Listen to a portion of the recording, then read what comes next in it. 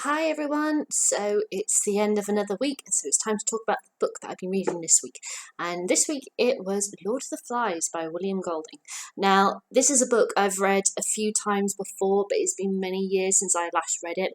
The last time I read it, I was right after I saw a stage version of Lord of the Flies, which I absolutely loved. I went to see it with my mum at a theatre local to me, and thought it was absolutely amazing. But before that point, I hadn't read it for a good few years.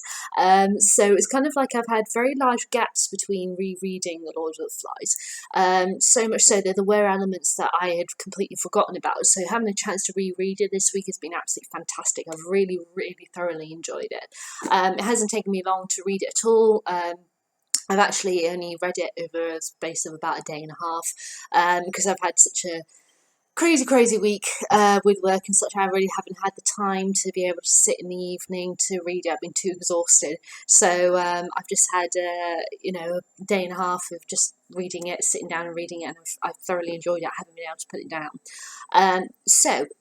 Let's talk about what Lord of the Flies is about. So, Lord of the Flies is a story that's set on an island in which a group of boys are on. They were on a plane and either crashed onto the island or very near it. It's not actually said, it's not actually said distinctly this is what happened, but you get this vague sort of understanding that that's what happened from the discussions with between the various characters, and the children, they're all boys. It kind of implies that they might be from the sort of same school, but it's never really said. Or that they do range in ages, and there is this kind of a distinct feel of there's two various different teams here. You've got the choir boys who are led by Jack, who's kind of quite strong-willed, and he likes things kind of more done his way. And then you have the remainder of the boys, which all the other boys. So if you think about it, a choir is probably about 12, maybe 15 boys, and then you've got all of the others who are very much supportive of Ralph, who's our main character of the book.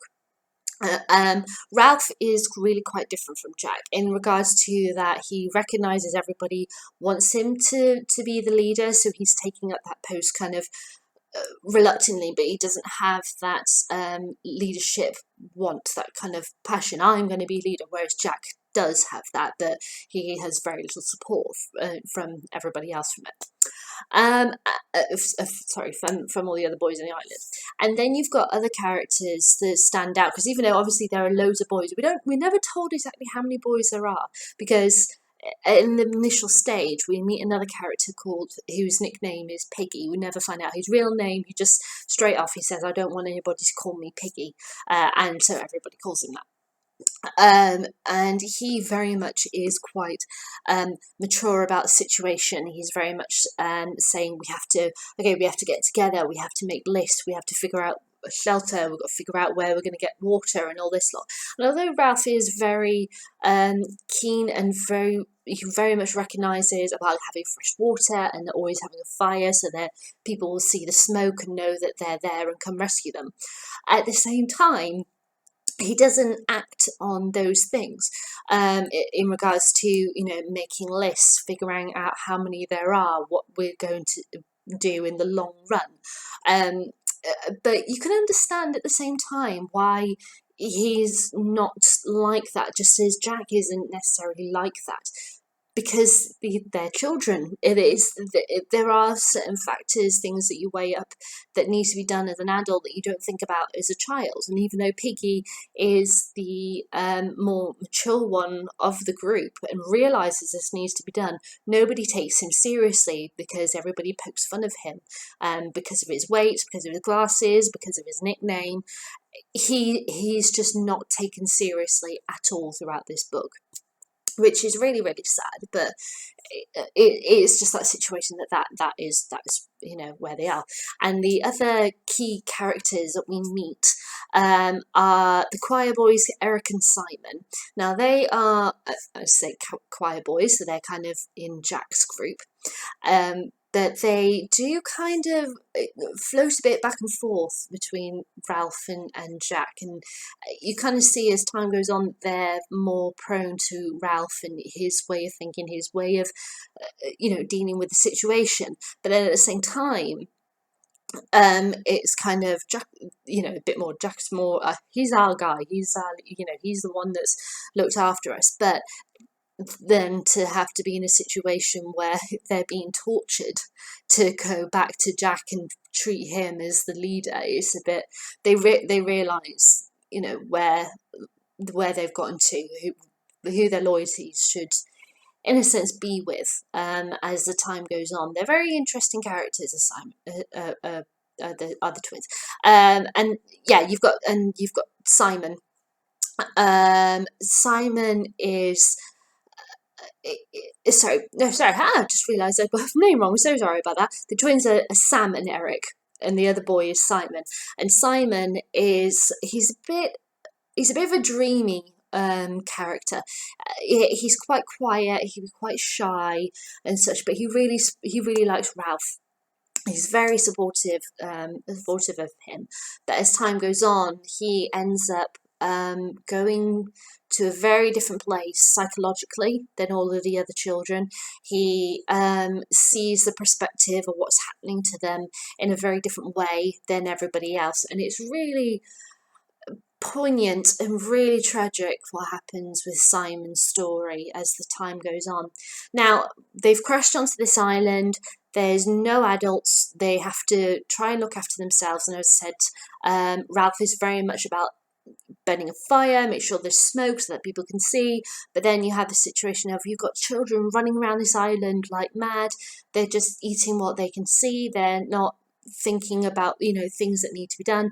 You have this situation where there's this whole argument about how boys are using the toilets right near the water supply, and there's so much going on in this book, and it's really fascinating to see to think about how people react to certain situations, how a child would, and all this lot. And as time goes on, it's splintering. The groups are splintering away from each other. Jack's trying, brilliantly building up his side, and even though Ralph wants everyone to be able to have fun, he still has this certain elements of things that he knows that has to be done, whereas Jack is very much about hunting and getting meat, and we're the best kind of thing, we're the best guys, we're hunters, we don't have to do any chores and all this lot. And slowly getting more and more boys to join his team to be able to make him the true leader. And in doing so, it becomes they become more feral. It's about how they're painting their face and then doing chants, get the pig, cut his throat, and all this lot.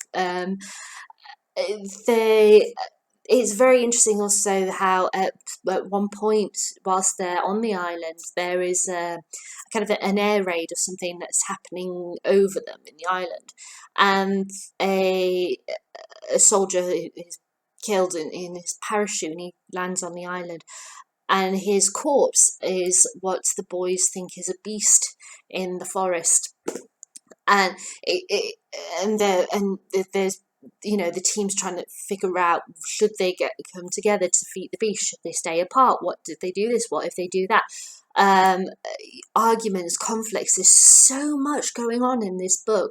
I forgot how thrilling and a read it is, and I just couldn't put it down. I absolutely adored rereading this book, and yeah, there was some bits that I'd forgotten, but there was key bits from the story that even if the first time, if it's the 100th time that you've read it, they stick with you, and you still gasp when certain things happen. You still feel your heart racing when they're hunting the beast. You still feel tears flowing down your face at the end of it. It's absolutely wonderful read. I strongly recommend it to absolutely anybody, whether you're an avid book reader or not. It's a really amazing psychological story about what happens when you take away the rules and such, and not just about what happens when you take away the rules around children. I think it's around everyone, society in general. I mean, William Golding wrote this. I think it was about 1957 was when it was published. So we had so much stuff going on, post-war, and thoughts about nuclear devices, that kind of stuff, Cold War and all that, thoughts still floating around from the war, and could there be another one? And there was so much going on at that time. It's very interesting to say, right, let's take a cut of this society, isolate it, and put it in a situation where all bets are off, and see what happens. And it's so powerful a piece, this. I absolutely love Lord of the Flies. I think it's a truly wonderful masterpiece. Everybody, as I said, should read it. It is wonderful. Obviously, for some people, they may absolutely hate it. I'm one of the people who absolutely love it. I think it's wonderful. My favourite characters,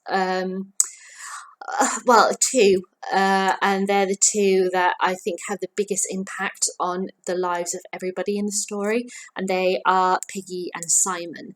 Both of them, they are so completely different. They are so they have such different perspectives on the situation than everybody else on the island.